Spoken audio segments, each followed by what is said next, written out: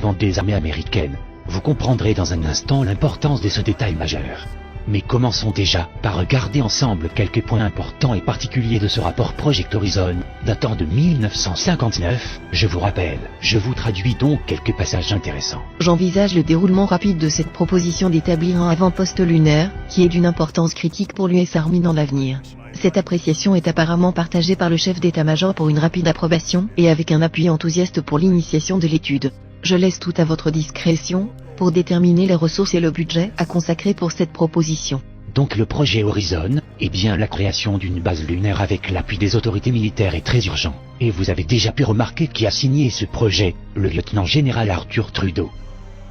Il y a nécessité ou exigence d'un avant-poste militaire habité sur la Lune. Un avant-poste lunaire est nécessaire afin de développer et protéger les potentiels intérêts des États-Unis sur la Lune, pour développer des techniques de surveillance depuis la Lune vers la Terre et l'espace, des opérations en relais et communication sur la surface de la Lune, pour servir de base pour l'exploration de la Lune, pour de plus en plus d'exploration de l'espace et pour des opérations militaires sur la Lune, si nécessaire, et soutenir ou aider les recherches scientifiques sur la Lune. Donc, priorité absolue à ce projet de base sur la Lune, mais avant tout, dédié à la surveillance spatiale bien sûr, mais de la Terre surtout.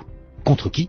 Rappelons-nous, nous sommes en pleine guerre froide et la Russie est l'adversaire du moment. Et les télécommunications, il faut bien. Le premier satellite officiel, le Sputnik 1, a été lancé le 4 octobre 1957, soit moins de 2 ans auparavant. Tout est à faire donc. Par contre, une base militaire, pour opération militaire avant tout. Il semblerait. Avant tout, le poste avancé sera de taille suffisante et doit contenir assez d'équipements pour permettre la survie et une constructive activité modérée par un nombre de personnel minimum, environ 10 à 20, et dans une base durable. Il doit être conçu pour l'expansion des installations, du ravitaillement, et de la rotation du personnel, afin d'assurer une expansion maximale d'une occupation durable. Il devrait être conçu pour être autonome aussi longtemps que possible sans soutien extérieur. Soit une base avancée de taille très sérieuse. Mais ce qui surprend, c'est cette assurance et facilité en la capacité d'une base durable, en quasi-autonomie, pour une première tentative. En 1959, il me semble qu'on a toujours des difficultés en 2016, officiellement, pour réaliser cela. Alors quels secrets technologiques et connaissances de la Lune, les militaires semblent-ils avoir pour aboutir à ce projet? Poursuivons. Pour l'emplacement et la conception de la base, la faveur sera accordée à l'utilisation d'une station de triangulation de Lune à la Terre, système pour la surveillance de l'espace, facilitant les communications et l'observation de la Terre, facilitant les trajets entre la Lune et la Terre, l'exploration de la Lune et les autres domaines d'exploration de l'espace, et pour la défense de la base, contre toute attaque, si nécessaire. L'objectif principal est d'établir la première installation habitée et permanente sur la Lune. Les retombées de cette mission seront les études de la communauté scientifique, commerciale et le potentiel militaire de la Lune.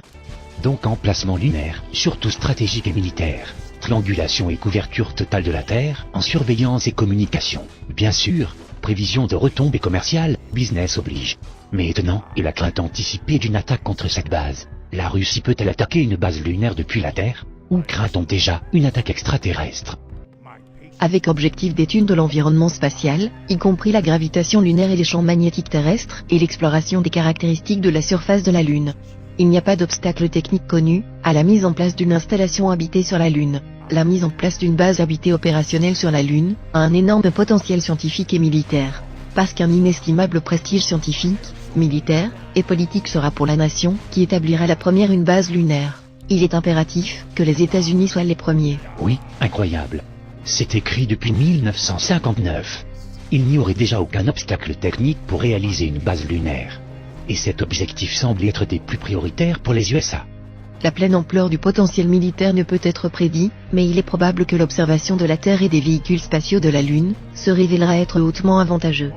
L'emploi de systèmes d'armement sur la base lunaire contre la Terre ou des cibles spatiales peuvent se révéler réalisables et souhaitables.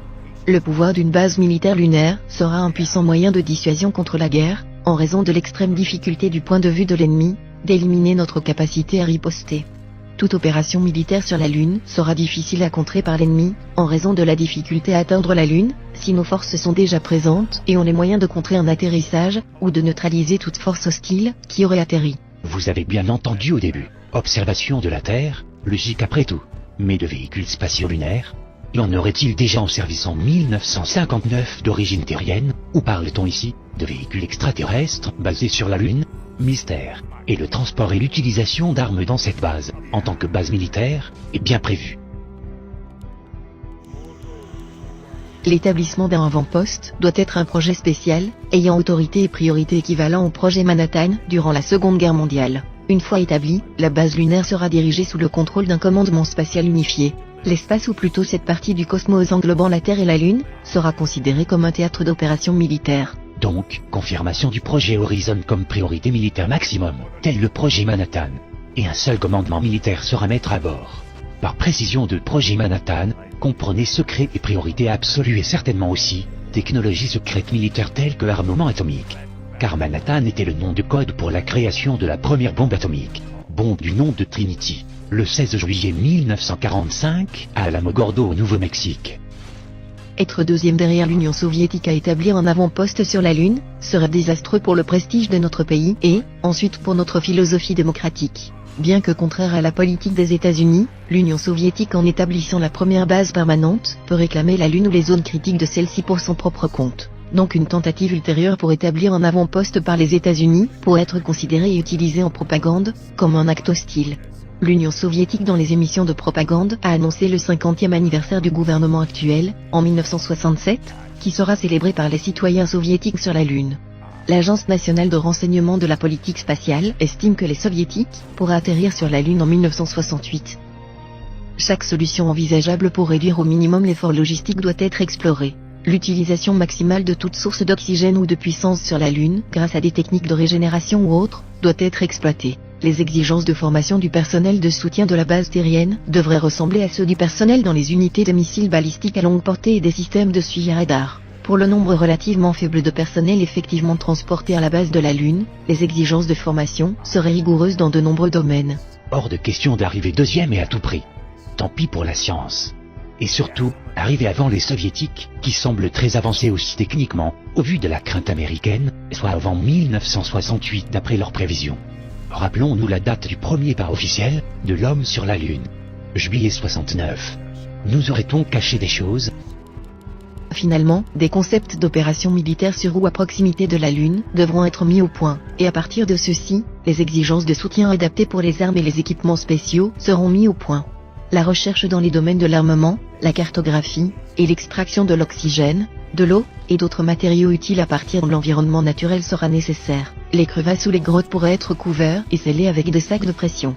Par ce moyen, les températures extrêmes sont atténuées et la vulnérabilité aux météorites est diminuée. Sacs expansifs ou sections de pliage pourraient être fixés sur la surface. En utilisant l'énergie solaire ou nucléaire, pouvoir extraire l'oxygène et l'eau de l'environnement naturel devrait être réalisable.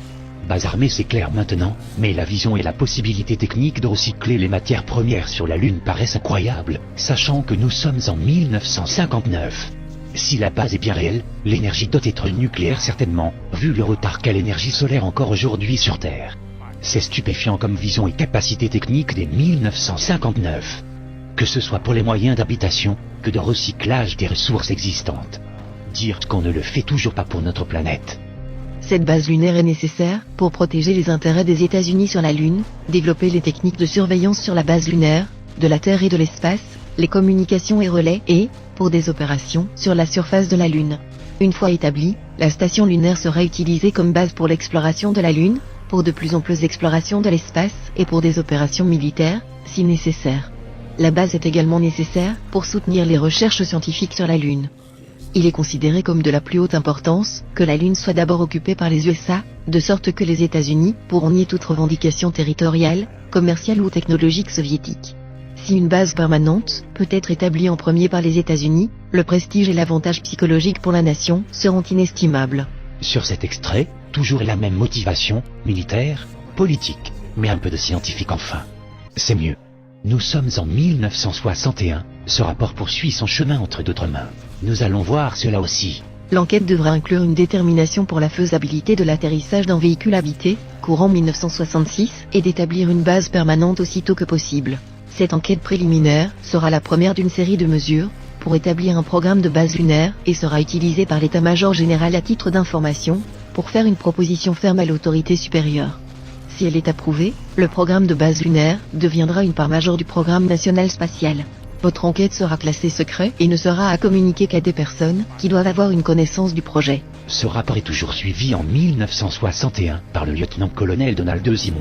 Il devient de plus en plus déterminé à réaliser par tous les moyens possibles, pour toutes les raisons citées et les motivations militaires et financières. Je n'ai pas trouvé de photo du colonel Donald Simon. Ce que je peux vous montrer, c'est la médaille officielle qu'il a reçue pendant la période où il avait ce rapport entre les mains. Jusqu'en 1964, date où il reçut la médaille de la Légion du Mérite. De quoi noter l'importance de cet homme qui n'a pas de visage officiel, ainsi que la confiance que lui attribuait le gouvernement américain, pour avoir eu la distinction et l'autorité suffisante pour connaître et coordonner ce projet. Les conclusions de l'enquête initiale seront faites par mon bureau, au chef d'état-major. Aucune distribution supplémentaire ne sera faite et aucune version publique ne sera faite concernant ce projet. En raison des aspects sensibles de cette proposition, il est essentiel que ce projet ne soit pas divulgué prématurément. Revoilà ce cher général Trudeau, par qui tout devra passer avant d'être validé et dans le secret le plus absolu. Dans les pages suivantes, un rapport détaillé, classé par catégorie, précisant les types d'habitation, de technologie, le nombre de personnel nécessaire, le budget aussi bien sûr, équipé réellement, mais aussi tous les moyens de transport pour les hommes ou le matériel. Alors plusieurs questions se posent. Les Américains ou un autre pays ont-ils réussi l'implantation d'une base sur la Lune depuis les années 1960 ou plus tard? Certaines images tendent à le supposer ou à le penser. Si la réponse est négative, alors ces installations seraient-elles construites par d'autres civilisations que celles de la Terre? Et cela expliquerait pourquoi plus personne n'est retourné sur la Lune depuis, car elle serait peut-être encore occupée. Si la réponse est oui, alors pourquoi cacher cette capacité de réaliser cet exploit? Peut-être à cause de certains essais de type nucléaire qui auraient été réalisés ou tentés d'être réalisés. Bref, de quoi déplaire à toute civilisation de type avancé. Je vous laisse réfléchir, avec tous ces éléments et analyses, et décider par vous-même. Pour les plus curieux, je laisse défiler entièrement, en grand format cette version remasterisée, en couleur, du projet Horizon.